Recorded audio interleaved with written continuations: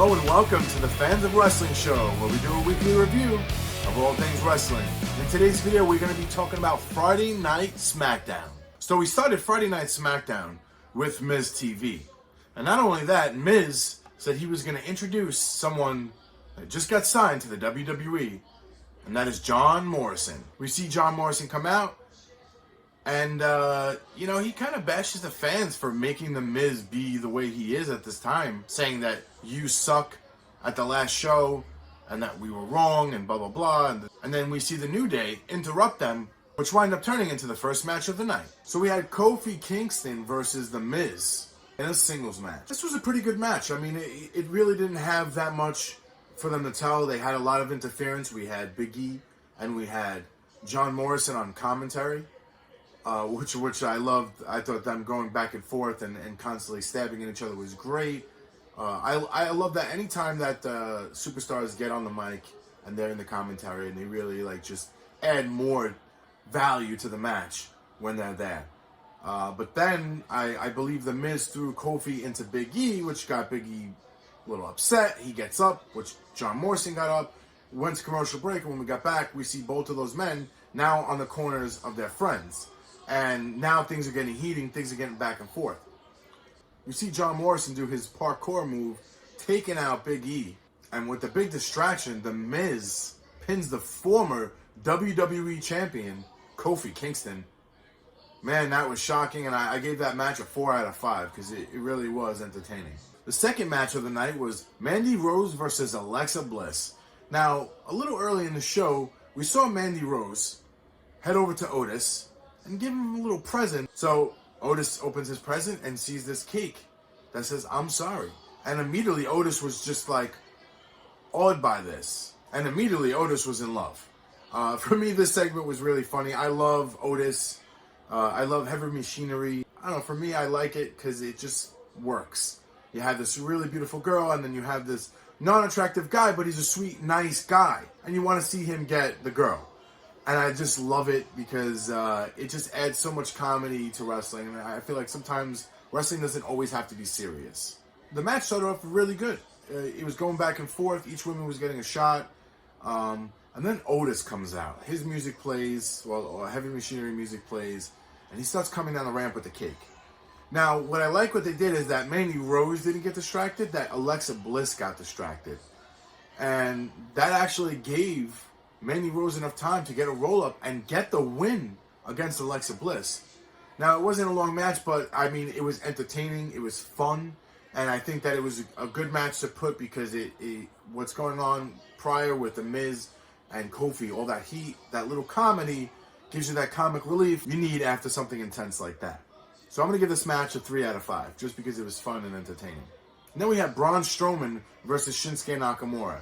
Now, this was a pretty quick match, and of course, with all the distractions, you really can't judge how well a match could go if it was just Shinsuke Nakamura versus Braun Strowman, which we know that Shinsuke definitely wouldn't make it out. As you saw here, even with the distractions, Braun Strowman came out with the win against the Intercontinental Champion, Shinsuke Nakamura.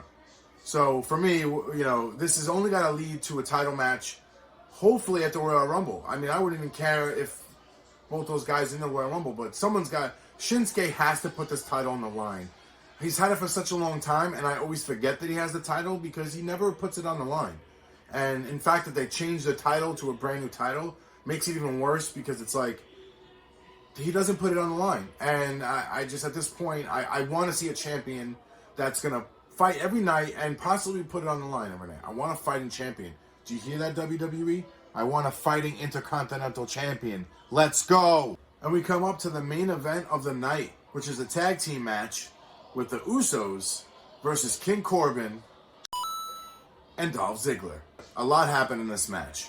Now, while the match was going on, the Revival actually came out and got involved. But that wasn't stopping the big dog from showing up. Even though he was there before giving a promo saying that 2020 was going to be his year, he left to let his family, the bloodline, the Usos, do their business. Because that's the type of guy he is, and I respect that. But once the Revival came out, the big dog wasn't having it. He came out and he made sure that he laid everybody out so this match continued. But what happened after that was unexpected when Roman Reigns had it with Baron Corbin and speared him. Unfortunately, the ref was able to see that and DQ'd him, giving Baron Corbin and Dolph Ziggler the win. But while this is happening, the big dog started to beat down on Baron Corbin. So Roman Reigns was just about to powerbomb Baron Corbin, where out of nowhere, Robert Roode attacks Roman Reigns, making a huge return on Friday Night SmackDown, which turned the tables and gave the advantage to Baron Corbin, Dolph Ziggler. And we saw at the end of the show, they took out the Usos and they buried Roman Reigns under the announce table. Alright, so now we're going to rate the show. The ref rating, I'm going to give it a 5 out of 5. The referees did a great job, as always. There was a lot of good moments where those refs were on spot, especially for the DQ. I like that they caught the DQ at the end. So I got to give props to Dan on that. He did a great job. The match card rating, I'm going to give it a 4. For me, SmackDown lacks tag team matches, and I kind of miss Holla Holla Holla, if you know what I mean. I'm going to give the production value a 5 out of 5. Again, WWE does a great job at what they do with audio, and the commentary was good.